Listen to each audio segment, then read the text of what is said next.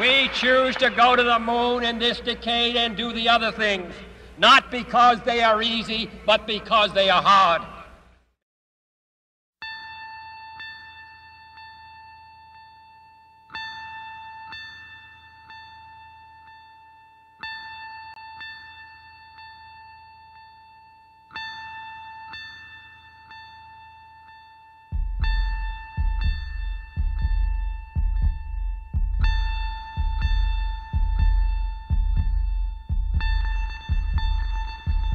We had an expansive run in the 60s and the 70s.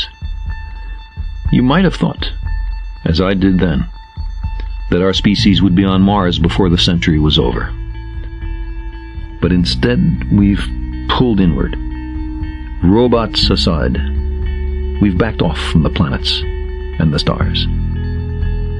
I keep asking myself, is it a failure of nerve or a sign of maturity? Maybe it's the most we could reasonably have expected. In a way, it's amazing that it was possible at all.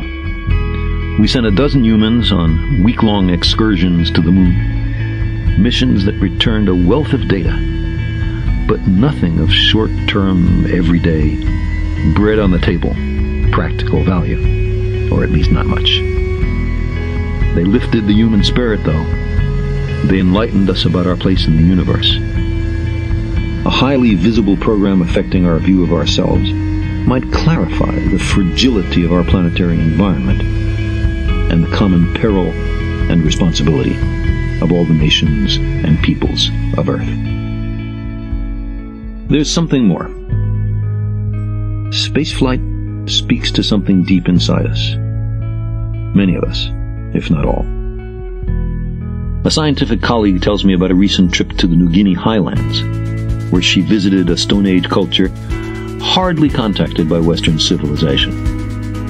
They were ignorant of wristwatches, soft drinks, frozen food. But they knew about Apollo 11. They knew that humans had walked on the moon. They knew the names of Armstrong and Aldrin and Collins. They wanted to know who was visiting the moon these days. Projects that are future-oriented, that, despite their political difficulties, can be completed only in some distant decade, are continuing reminders that there will be a future. Winning a foothold on other worlds whispers in our ears that we're more than Picts, or Serbs, or Tongans. We're humans. In the meantime, people everywhere hunger to understand. The idea that we've now understood something never grasped by anybody who ever lived before. That exhilaration, especially intense for the scientists involved, but perceptible to nearly everybody, propagates through the society, bounces off walls, and comes back at us. It encourages us to address problems in other fields that have also never been solved. It increases the general sense of optimism in the society. It gives currency to critical thinking of the sort urgently needed if we're going to solve hitherto intractable social issues. It helps stimulate a new generation of scientists. The more science in the media, especially if methods are described as well as conclusions and implications, the healthier, I believe, the society is. There's plenty of housework to be done down here on Earth, and our commitment to it must be steadfast.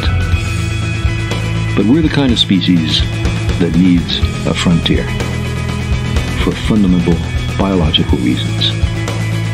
Every time humanity stretches itself, it receives a jolt of productive vitality that can carry it for centuries.